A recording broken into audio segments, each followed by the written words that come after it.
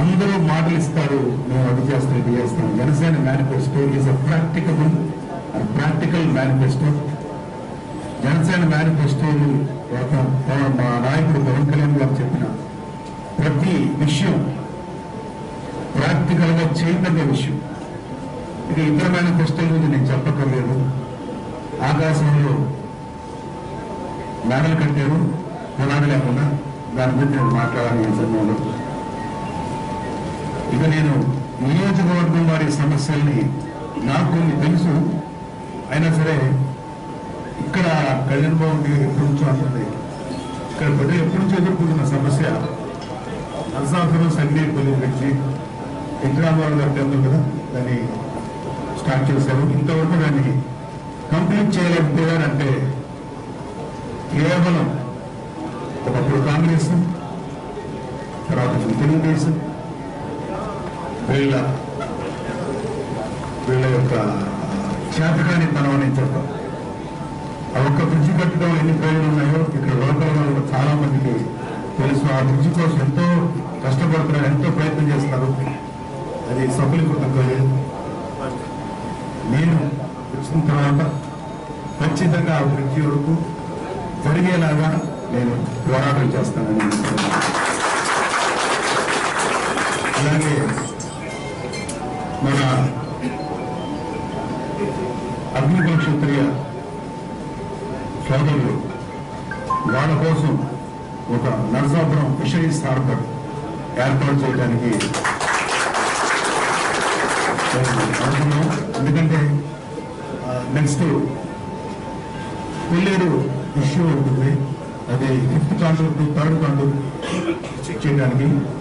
అదొకటి మా ఇంట్లో ఉంది సమస్యలు.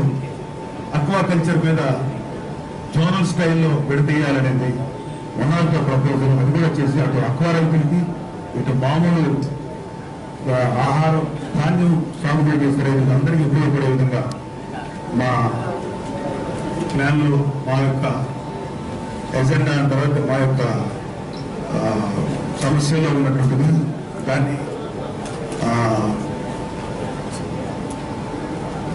దాన్ని దానిలో కూడా మా దృష్టి ప్రత్యేకంగా పెడుతున్నాం. అలాగే నాకు ఇంట్రెస్టింగ్ విషయం వెరీ హ్యాపీ.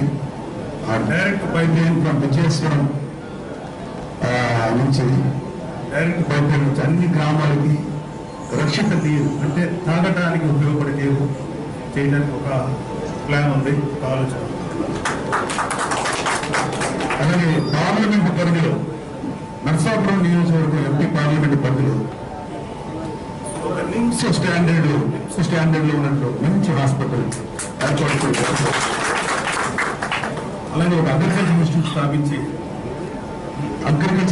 స్థాపించి నిరుద్యోగులకి మంచి ఉద్యోగ వసతిని ఉద్యోగాలను కల్పించవచ్చు. సో ఇవన్నీ ఉన్నాయి సమస్యలు. ఈ సమస్యలు ప్రాబ్లమ్స్ లేకపోతే చేయాల్సిన పనులు ఇంతకాలం ఎందుకు జరగలేదు అనడానికి చెయ్యాలి అనేటువంటి ఇంట్రెస్ట్ లేదు. ఇది నేను చెప్తున్నాను, ఎవరికి లేదు. వచ్చామా, ఒక 30-40 కోట్లు ఖర్చు పెట్టామా, ఈ డబ్బుని మళ్ళీ తిరిగి సంపాదించామా, పద్ధతులు మళ్ళీ నెక్స్ట్ ఎలక్షన్స్ దాచిపెట్టామా, పిల్లలకి శిశు బ్యాంకుల్లోనూ రకరకాల బ్యాంకుల డబ్బులు పోగు చేశామా, ఇదే పని ప్రతి ఎంపీ కానీ ప్రతి ఎమ్మెల్యే కానీ ప్రతి రాజకీయ పార్టీ చేస్తుంది. దానికి మొదటిసారిగా కండిగొట్టంలో ఉన్నాడు మన జనసేన.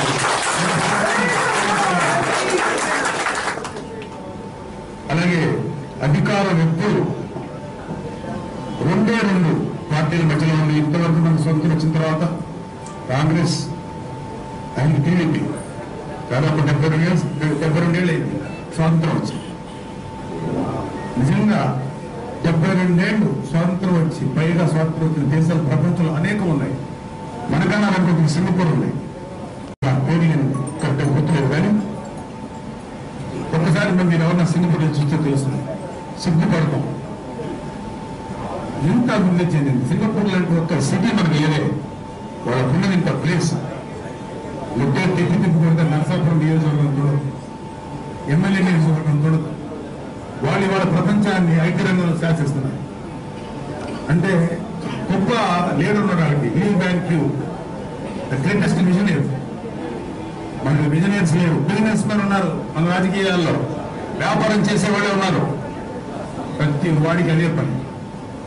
మేబీ కొంతమంది నాయకుల్ని అనలేము, కొంతమంది గొప్పవాళ్ళు ఉండొచ్చు, కానీ వాళ్ళు కూడా అనే నిర్ణాయక శక్తి ఉంటుంది కదా ప్రతి పార్టీలో. వాళ్ళు డెసిషన్ మేకర్స్. వాళ్ళు కరెక్ట్ గా ఉంటే కింద ఉండేవాడు ఎవరు తప్పు చేయరు, కానీ వాళ్ళే కరప్ట్ అయిపోయి ఉన్నారు. కరప్షన్ కరప్షన్ కరప్షన్ నేను చెప్తున్నాను. అలాగే అధికారం ఆ రెండు చేతుల్లోనే ఉంది, ఆ రెండు పార్టీల చేతుల్లోనే ఉంది. Congress party and TDP party, ఆ రెండు కాంగ్రెస్ అండ్ టీడీపీ వర్గాల చేతుల్లోనే ఉంది. అధికారాన్ని వాళ్ళు గండి పెట్టేశారు, అంటే ఇది పెట్టేశారు, మన ఆనకట్లా కట్టేశారు, కిందకి రావట్లేదు. కింద ఉన్నటువంటి కాపు, బీసీ, ఎస్సీ, ఎస్టీ వర్గాలకు రావాలి.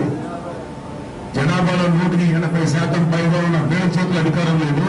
జనాభాలో అతి తక్కువ శాతం వ్యక్తి పక్కన పెడితే ఆ రెండు ప్రభుత్వాల చేతుల్లో ఉంది. అలాంటి ఆనకట్ట కట్టేసి మొత్తం పే చేసిన ఆనకట్టని పగలగొట్టడానికి వచ్చాడు పవన్ కళ్యాణ్.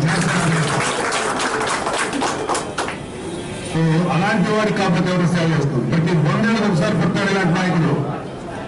అలాంటి వాడి లీడర్షిప్ లో పనిచేయటం, అలాంటి వాడి లీడర్షిప్ లో ఒక్క రోజైనా పనిచేయటం మా లాంటి వాడి అదృష్టం. అందువల్ల ఈ ఎంపీ పదవి అనేది కేవలం ఒక బాధ్యత తప్ప ఇది అవకాశం కాదు. ఎంపీ పదవి వస్తే నెక్స్ట్ నేనేం చేసుకోవాలి, దీని ద్వారా ఎటువంటి కాంట్రాక్ట్స్ ఉంటాయి, ఢిల్లీలో ఎలాంటి లాబింగ్ చేయాలి, ఇలాంటి ఉద్దేశాలు మాకు అసలు ఏం చేయగలుగుతాం మన కమ్యూనిటీ.